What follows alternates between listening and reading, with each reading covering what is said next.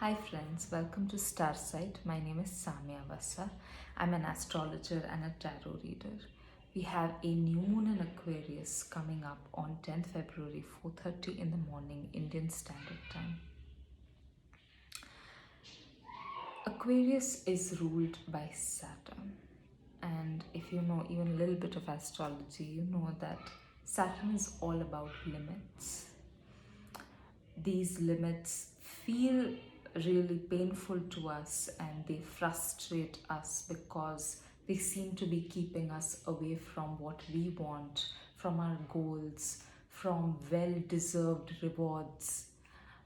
So we feel really bad when we encounter these limits, whether they're in the form of reality checks or they're in the form of someone saying no to us or some kind of failure that was not in our control or a mistake that we end up making and lose something important.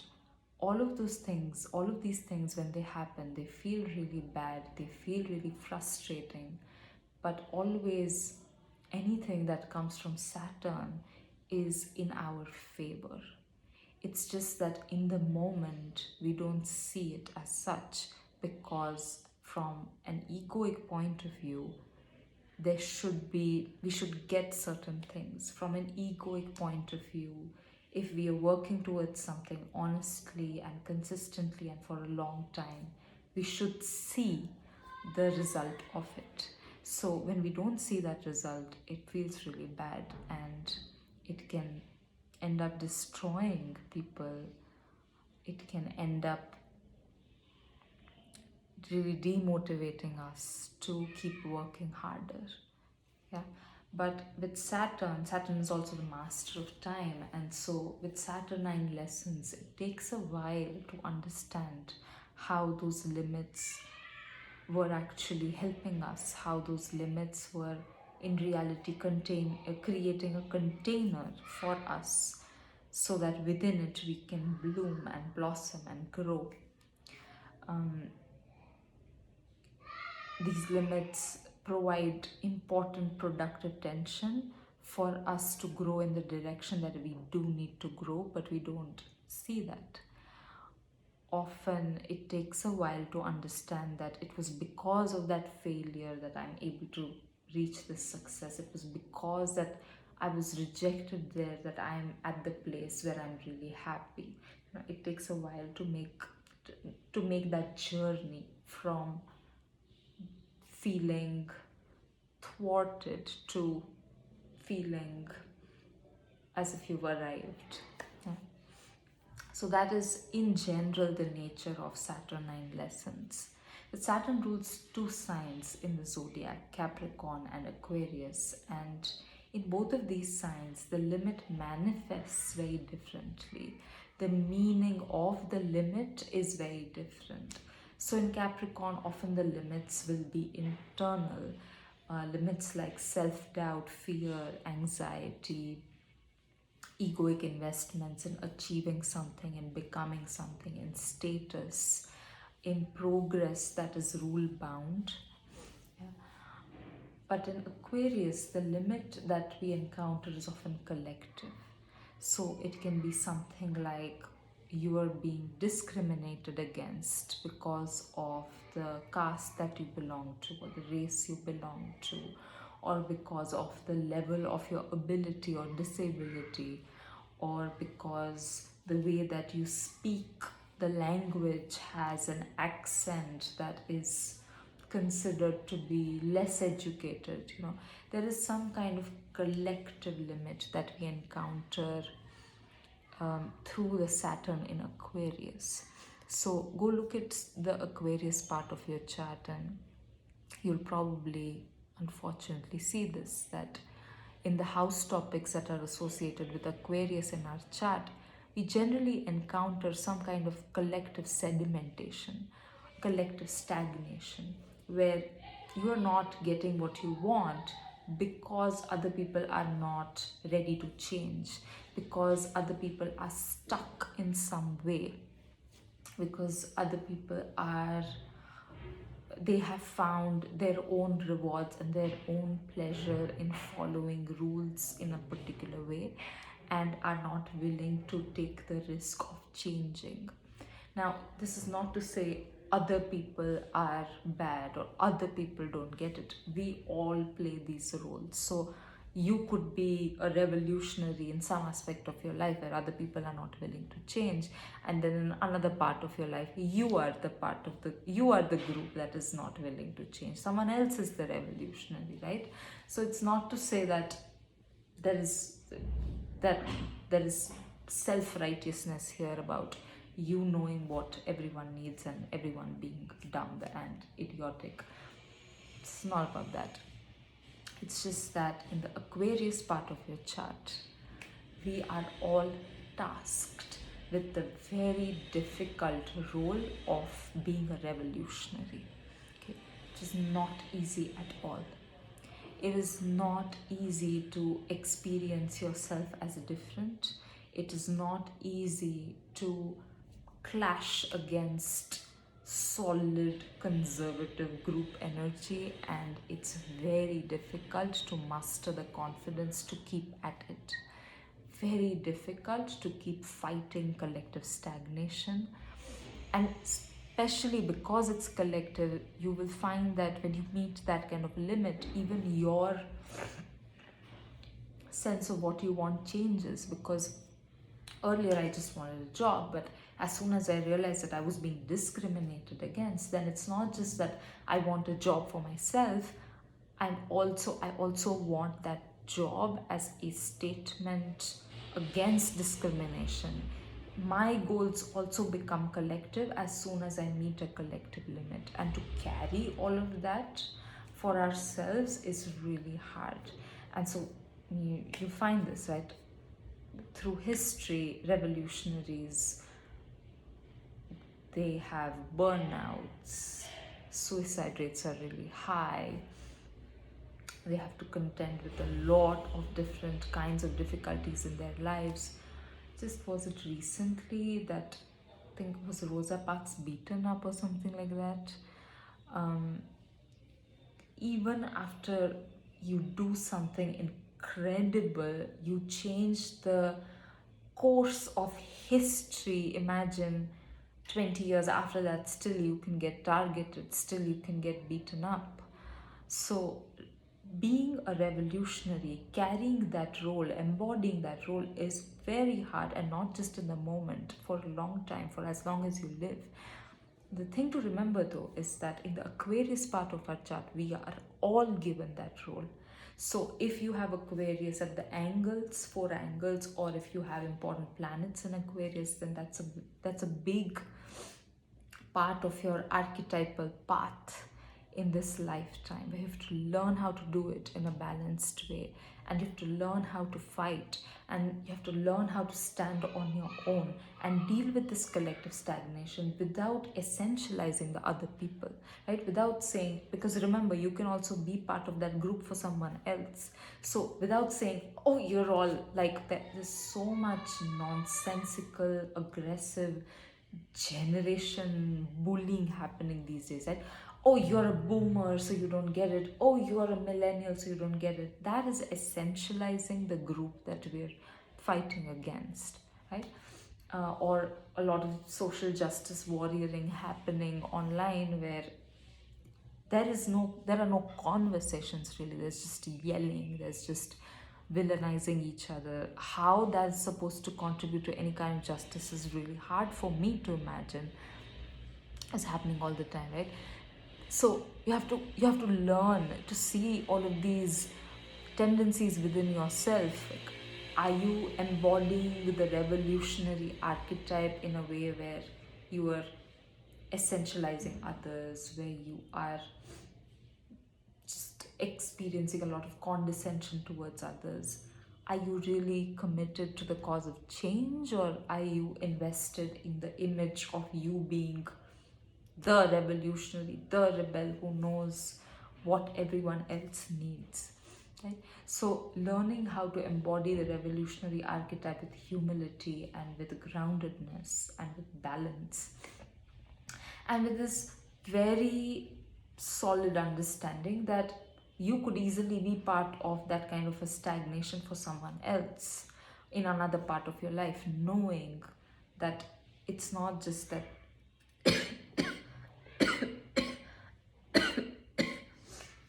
sorry about that, knowing that these roles are fluid, knowing that we could all be wrong about something really important, knowing that we can all at some or the other time be so set in our ways that we cannot see how we are harming ourselves or others, knowing that this is possible, this happens to all of us.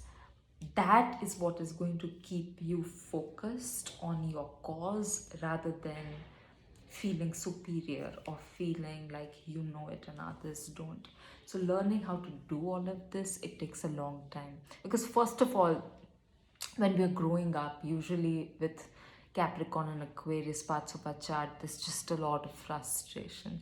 And with Aquarius, I think growing up, we're all teenagers where we think we know best and everyone else is an old fool or something like that. But then slowly we start seeing the value of those limits, and we start seeing ourselves both in the role of the revolutionary but also as a well-rounded individual who is both stagnant and progressive at the same time. So with this new moon in Aquarius, we have a chance to really investigate what kind of a revolution are we committed to in that part of the chart. What is the cycle of change? Sorry about that if it's too loud. I think it's going to go on for a while, so I'll continue. What cycle of change do you want to begin? And understand that you will be met with opposition. You will be, whether you want it or not, working with a collective that is not going to be ready to hear what you have to say, who's not going to be ready to accept what you have to contribute. But this is the work that you have to do. How do you want to deal with that collective, which is both helpful to the collective? Because ultimately what you want to do, the revolutionary is not against people. It is, the revolutionary is always for the people, right? So even if you're fighting against certain collectives, there is a part of you that's very much trying to make it better for them. So what are the ways in which you can frame that for yourself? What are the concrete ways in which you can bring your vision to others in a way that is helpful for them? This is the kind of work that we can do in terms of our reflection, in terms of our planning at the new moon in Aquarius.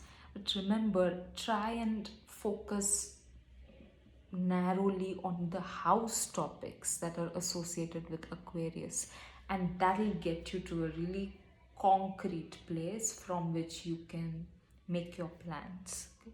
If you think just in general, where do I want to bring a revolution? Of course you can do that, but astrologically it will help to have a much more narrow vision at the moment, to have limited ambition at the moment. So if you can anchor it to the house topics associated with Aquarius, you'll have a lot more there's a higher chance of success in terms of your own inner development. Okay, now at the moment Saturn is in Pisces. Saturn has been in Pisces since March of 2023. Okay, and in Pisces Saturn is literally at sea. So Pisces is a water sign, and metaphorically think of Pisces as the ocean. Okay, the womb from which everything springs. This sense of origin and the sense of death, where things begin and things end, this cyclical churning of energy, that is Pisces. That is the ocean of emotion, that is Pisces, where everything begins and everything ends. And so it's a very deep place. It's a place of perspective. It's a place of truths that are mystical and just impossible to comprehend, like death, like God, or like soul. You know, these things that we can write 800 books about, we can read 1,000 books, but still something of it is going to be mysterious, and something of it is going to be just unapproachable. Okay, Freud said that we are never able to imagine our own deaths, because when we die, we're just not. And so the fact that we are even trying to imagine our own death, it makes no sense. We cannot do it. Okay, so it's not available to us in some sense. So Pisces is the place where we are surrounded by these truths that apply to us but are not available to us for intellectual comprehension. The most we can do is feel them. The most we can do is activate that part of us that does not belong to us and to our incarnation, and through that part connect to these truths that we cannot comprehend or meditate on, but yet make space for them in our heart and in our body.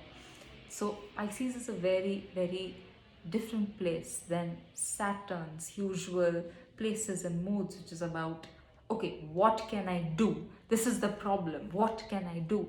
Whereas in Pisces, there's nothing to do. That's what you have to learn.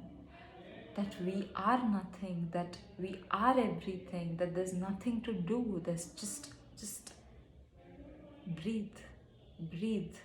In the way you breathe, through your breath, you connect to those truths that are not available to you to fight or to understand or to do anything about.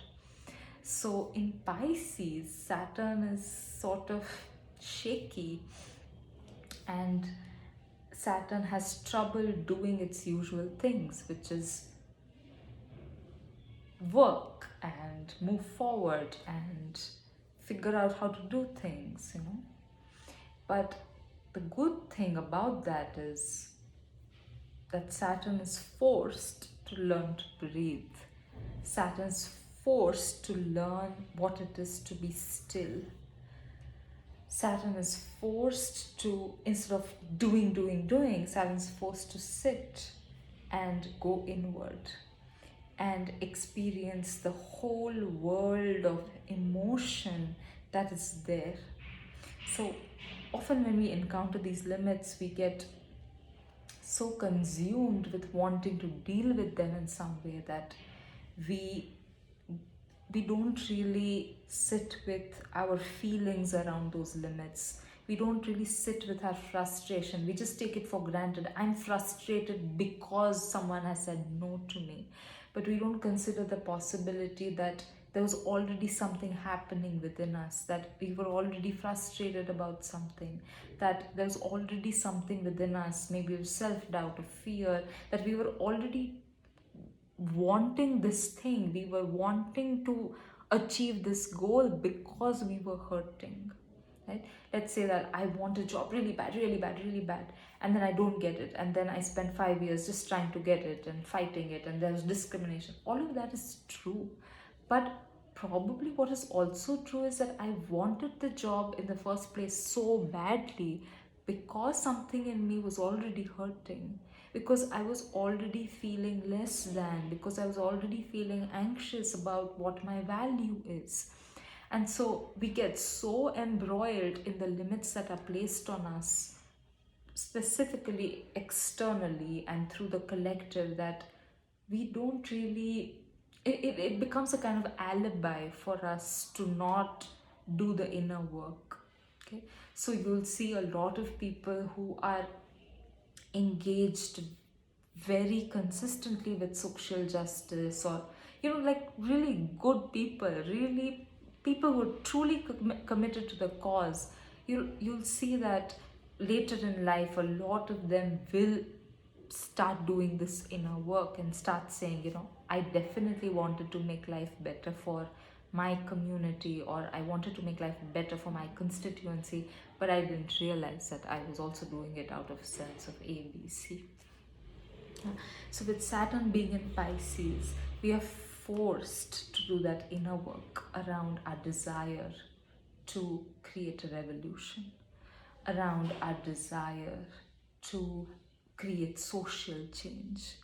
We are forced to contemplate our own very personal, emotional, individual reasons for why we want to play a part in the evolution of the world. Now, this, I'm not saying this with any kind of suspicion in my mind. Oh, there must be something, you must have a very selfish stake in trying to change the world. It's not about selfishness or selflessness. It's about knowing where you begin and knowing what kind of investments you have in things that seem to be very removed from your own personal ends. The more honesty we have about why we want to change the world, the more clear-headed we are about our own very personal stakes in that work, we are able to do it in a much more balanced way. Otherwise, there's a lot of projection that happens, a lot of condescension, a lot of creation of superiority, inferiority that happens when we are not fully in touch with our personal stakes in wanting to change the world. Okay? So with Saturn in Pisces, we have a wonderful, wonderful opportunity to be more honest about ourselves as agents of change in the world. More honest about how much it takes from us, how hard it is, how scary it is, how much courage it takes to say one thing that is different from what everyone else is saying around you. It takes so much.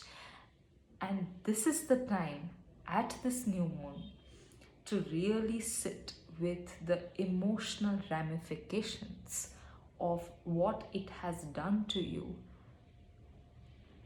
to be an advocate for change. Okay, so two things. Understand three things at this new moon. Figure out what kind of a cycle of change you want to begin in the Aquarius part of your chart. What would you like? What kind of change would you like to see? What do you want to do about it? How do you want to play a role in that change? Second, get clear on what are your personal stakes in that vision of change. And the third thing, get in touch with how difficult it has been for you emotionally so far to be the person who has to embody that role of a change agent, a revolutionary in the topics that are associated with Aquarius in your chart, right? Saturn has been in a sextile with Jupiter for a while now, and in Pisces, so Jupiter is the ruler of Pisces. So Jupiter is currently ruling Saturn because Saturn is in Pisces. So this is a really great thing, because when a planet has a clear aspect with its ruler, that means that it's well resourced. It's like saying I'm a guest in someone's home and they are available to me on text or in person. So whatever I need, I can ask them for it. So I'm well resourced even as a guest in someone's place. But if I was living somewhere and the host was unavailable, I couldn't reach them, then I wouldn't know where things are. If I have a problem, I wouldn't know who to approach, right? So Saturn is right now well resourced because Jupiter is available to it. And with Jupiter overlooking Saturn's stay in Pisces, it's also that these higher truths, this higher intelligence, this higher directive to learn stillness, to be calm, is delivered in a very loving way. Is delivered not in the sense of you need to learn this, but it's delivered in the sense of why don't you relax? Yeah, tell me, how hard has it been for you? Let's talk. So it's that kind of a very loving, hand holding sort of energy that Jupiter and Saturn have together right now.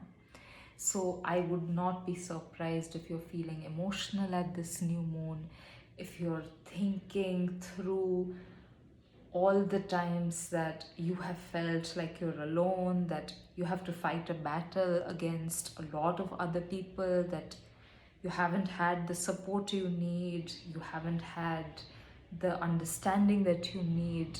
I wouldn't be surprised if you're feeling really emotional at this new moon around these topics. But remember, these limits ultimately are productive for you, even if you can't see it right now.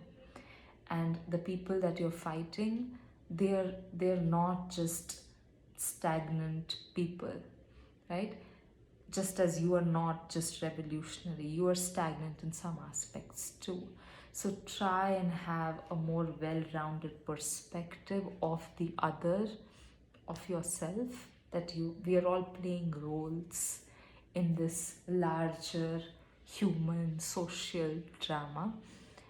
Those roles are serious, those roles are real. This is not to say that if someone has been racist towards you, or someone has discriminated against you, harmed you in any way, that they're just playing a role, it doesn't matter. No, that's not what I mean. I mean that often we are also acting in ways that are harmful to others, not even realizing that that's what we're doing.